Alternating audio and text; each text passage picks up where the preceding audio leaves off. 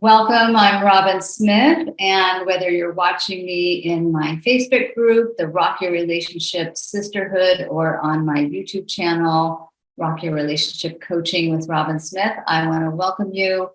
And I'm really happy to be doing my Ask Robyn series. This is a little monthly session where I answer your questions. And so today I got a question about how to communicate for dating. And I want to respond to that because I get questions like this a lot. And I know many of you are really interested in communication skills.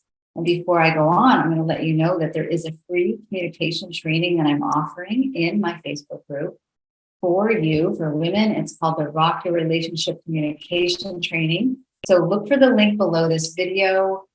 It starts March 6th in 2023, and it's totally free. We meet for just about an hour a day for 7 days. So definitely make sure to check that out. And in the meantime, we're going to talk tonight, or whenever you're watching, about communication for when you're dating. And I know dating has, certain types of, people have a lot of forethought, a lot of planning about dating, a lot of fears around dating. So we're going to look at what's, as I see it, most important in your communication when you're entering into this unique environment of dating new people who you might have a romantic interest with. So let's start with why it's so important, why communication is so important for dating, and then we'll look at some of my top tips for how to communicate and what's important. So why is it important in dating? Is because most people that I know want to feel heard and understood. And so when you're communicating, especially with someone you might have a love interest with, you really want to be able to communicate in a way that allows them to understand you, to really get a sense of who you are. So there's nothing in the way of that. And you also want to communicate in a way that doesn't spark any conflict or defensiveness. So to have clear and accessible communication is really important as well. And most people want to feel not only heard and understood, but known, to feel like you get me. This is who I am. And so you want to learn how to communicate authentically in a way that truly portrays who you are and what's important to you. And then lastly, and I think all of the above speaks to this, is that you want to be able to communicate in a way that you can make a real connection, right? Because, well, depending on your reason for dating, if you're just looking for a quick hookup, that's, different than if you're really looking to find your partner, which I think many women are in this group. So if that's what you're longing for, then you're wanting to communicate in a way that you are connecting. And so everything I've mentioned so far is related to that. So let's look at some of my tips for communication. And then again, when you tune into the upcoming Rock Your Relationship Communication Training, we're going to go a lot deeper than we're going in this session, because it's a short session, and that one you're going to have an hour a day for several days. You'll get access to the recordings. So, and it's totally free. So I definitely want to encourage you to click that link below and sign up for that. So you'll get the details of the how-tos in that training. But for now, as far as communication and dating and how to create this connection, how to communicate so you can get known and heard and understood and avoid conflict. One of the main things I want to say is that when you come in with your own intention to honor yourself and to really honor your needs and values, that's going to affect everything else that comes from out of your mouth, right? And how you relate to someone.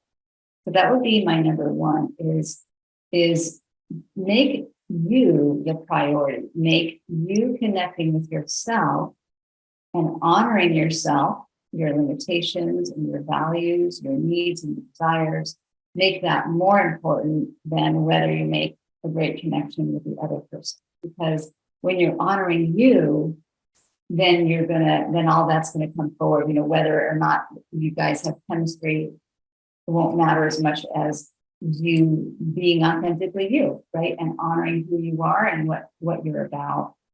So how do you do that is you tune into yourself, and the best way that I know how to do that is not only on a regular basis, is take time to be with yourself and maybe have a meditation practice, yoga practice, things that I teach, or whatever kind of practices you have, journaling or walking at the beach or whatever it might be. So you have some time to connect with who am I, what makes me tick, and what do I value, and what's really important to me. But also in the moment, it's easy, especially in the dating field, there's like a lot of maybe a sparkly energy, there's excitement, there's maybe like adrenaline rushing, and it can be easy to get lost in the other person. You kind of put your energy over there, you're paying attention, maybe you're listening a lot, or maybe you're sharing a lot because you're really enthusiastic about them knowing. Maybe you're drinking, and so you're not able to really be totally present with yourself. So my suggestion would be not only have ways to tune into yourself outside of the dating moment, but in the dating moment, ideally being sober would be good. So you have your faculties all on board with you. You're able to be as conscious as possible. Intend to be as conscious and self-aware as possible. And also slow down. So when you slow down, when you take your time to reflect and consider if someone's asking you a question, maybe pause, maybe say, let me think about that for a sec. So there's no hurry. So you take your time to consider, what is my best answer? What is my truest, most authentic reply right now?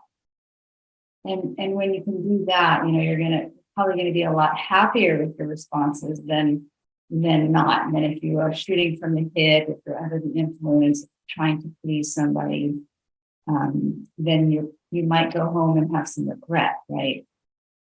So those are really my top tips: is slow down in the moment, taking your time to reflect on how you want to respond, and also to take your time to reflect on how you're feeling about this person. Are you feeling connected? Are you feeling a little scared? Are you feeling like, oh, I need some space, or like, oh, I want to lean in? So tune into how you're responding energetically and physically, and that will help you in your communication as well. And then I had this: be self-aware. So you're slowing down is going to help your self-awareness. And then also be as authentic as you can. So speak truthfully about your needs, your desires, your limitations, and even your feelings if you're able to go there early on. And all that will help you in what you're wanting. If you truly are wanting to be heard and understood, if you're truly wanting a connection, if you're wanting to feel like you're more able to be known and gotten by somebody, all those tips I'm giving you are going to help with that. So this is sort of like background to support your communication. And then when you come to the Rock Your Relationship Communication training, you're going to get more of the details on how to communicate so you avoid conflict, how to be more heard and understood, and things like that. But when you can start with your self-reflection, your self-awareness, slowing down and honoring your needs and values, that's going to get you a really long way. So that's what I got for you now. Please leave a comment if you want to share more about your own reflections here. If you want to add something, you have a question for me, leave it in the comment below and I will find you. And look for the link coming soon for the Rock Your Relationship Communication training. And I really hope to see you there. I hope it's been helpful. Thanks for joining me, and bye for now. Make sure to like my channel if you're watching on YouTube. Thanks.